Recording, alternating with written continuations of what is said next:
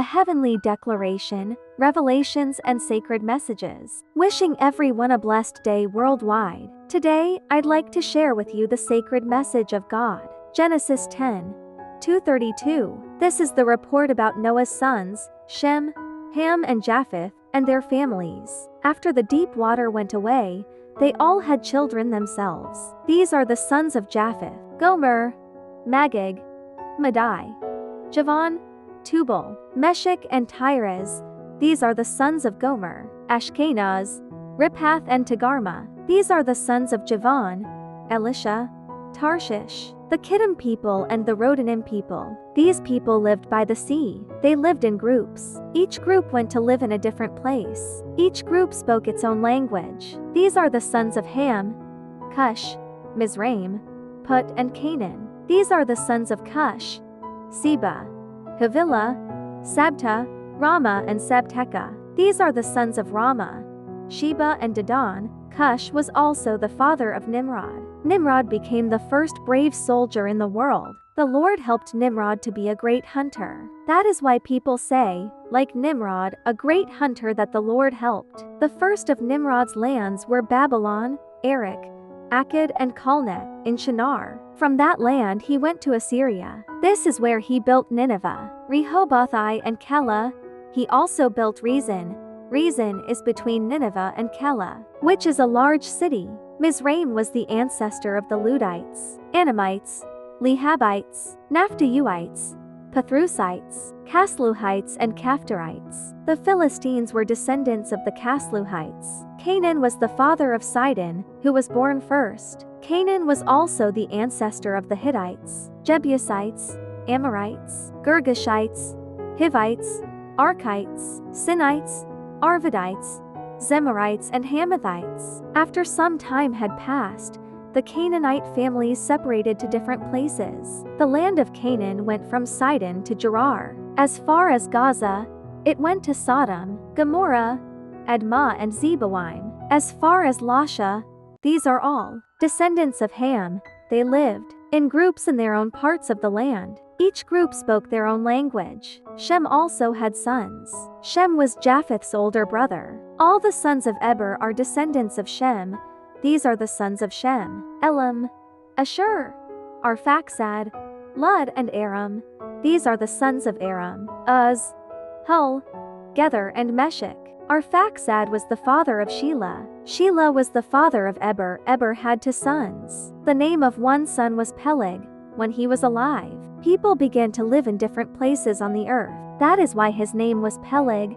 Peleg's brother's name was Joktan. Joktan was the father of Almadad, Sheleph, Hazarmaveth, Jerah, Hadaram, Uzal, Diklah, Obal, Abimael, Sheba, Ophir, Havilah, and Jobab. All those were Joktan's sons. The land where they lived went from Mesha to Sephir. This is in the land with hills in the east. These are the descendants of Shem.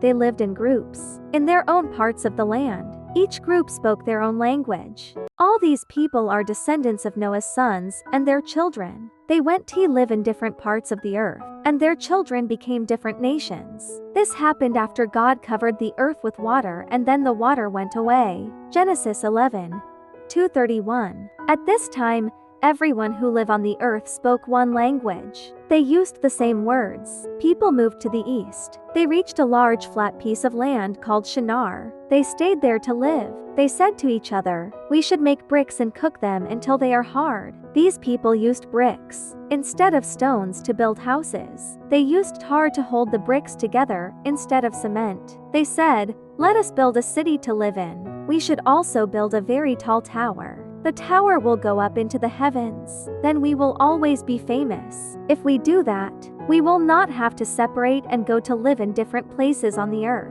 But the Lord came down to see the city and the tower. He saw that the people had started to build them. The Lord said, "Because they all speak the same language, they are able to do this. If they can do this together, they may decide to do whatever they want. Now we must go down to them. We must make their language become confused. Then they will not be able to understand each other. So the Lord separated the people from one another. They went to live in different lands all over the earth. They stopped building the city for themselves. That is why people called the city Babel. It was because the Lord confused all the people of the world and He gave them different languages to speak. From that time, the Lord separated the people from each other, so that they lived in different places all over the earth. This is the report about Shem and his family. 2 years after the deep water went away from the earth, Shem was 100 years old. He became the father of Arphaxad. After Arphaxad was born, Shem lived for 500 years. He had other sons and daughters. When Arphaxad was 35 years old, he became the father of Shelah. After Shelah was born, Arphaxad lived for 403 years. He had other sons and daughters. When Shelah was 30 years old, he became the father of Eber. After Eber was born, Shelah lived for 403 years. He had other sons and daughters. When Eber was 34 years old, he became the father of Peleg. After Peleg was born, Eber lived for 430 years. He had other sons and daughters. When Peleg was 30 years old, he became the father of Reu. After Reu was born, Peleg lived for 209 years. He had other sons and daughters. When Reu was 32 years old, he became the father of Serug. After Serug was born, Reu lived for 207 years. He had other sons and daughters. When Serug was 30 years old, he became the father of Nahor. After Nahor was born, Serug lived for 200 years. He had other sons and daughters. When Nahor was 29 years old, he became the father of Terah. After Terah was born, Nahor lived for 119 years. He had other sons and daughters. After Terah was 70 years old, he became the father of Abram, Nahor and Haran. This is the report about Terah and his family. Terah became the father of Abram, Nahor and Haran. Haran became the father of Lot, while Terah was still alive. His son, Haran, died. Haran died in Ur, the land of the Chaldeans. That was where Haran had been born. Abram married Sarai. Nahor married Milcah. Milcah was Haran's daughter. Haran was the father of Milcah and Iscah. Sarai could not give birth to children. She did not have any children. Terah took his son Abram and his grandson, Lot. Lot was Haran's son. Terah also took Abram's wife, Sarai. They all left Ur, the land of the Chaldeans. They began to go to Canaan, but when they came to Haran, they stayed there. Terah lived for 205 years. Then he died in Haran. Genesis 12-20. The Lord had said to Abram, "Leave your country and the people of your father's family. Go to the land that I will show you. I will cause your descendants to become a great nation. I will bless you. Everyone will know your name. You will bring my blessing to other people. I will bless those people who bless you, but I will curse anyone who insults you. Through you, I will bless all the families of people on the earth." Abram did what the Lord had told him. He left Haran. Abram was 75 years old when he left Haran. Lot went with him. Abram took his wife Sarai and his nephew Lot. He took everything that belonged to them. He also took the people that worked for them. In Haran, they all left to go to the land of Canaan. When they arrived in Canaan, Abram walked through the land. He went as far as Shechem, to the special oak tree of Moreh. At that time, Canaanites lived in this land. The Lord appeared to Abram there. He said, "I will give this land to your descendants." So Abram built an altar in that place to worship the Lord. He did that because the Lord had appeared to him. Then Abram left Shechem. He went to the hills that are on the east of Bethel. He put up his tent in that place. Bethel was towards the west, and Ai was towards the east. Abram also built an altar there to worship the Lord. Then Abram took his tent and he left that place. He continued to travel towards the Negev. There was a famine in the land of Canaan. So Abram went to live in Egypt for some time, because the famine was very bad. When Abram came near to Egypt, he said to his wife Sarai, "Listen to me.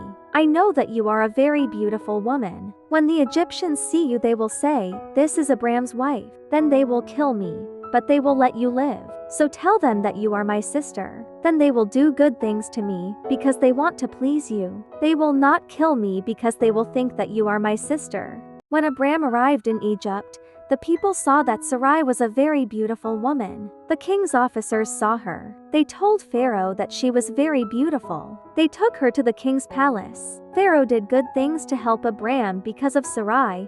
He gave Abram sheep, cows, donkeys and camels. He also gave Abram male servants and female servants. But the Lord made Pharaoh and the people in his palace very ill. The Lord did this because the king had taken Abram's wife Sarai. So Pharaoh called Abram to come to him. Pharaoh said, "You have done this bad thing to me. You did not tell me that Sarai is your wife. Why not? You told me she is my sister. As a result, I took her to be my wife. Now, here is your wife. Take her and go away."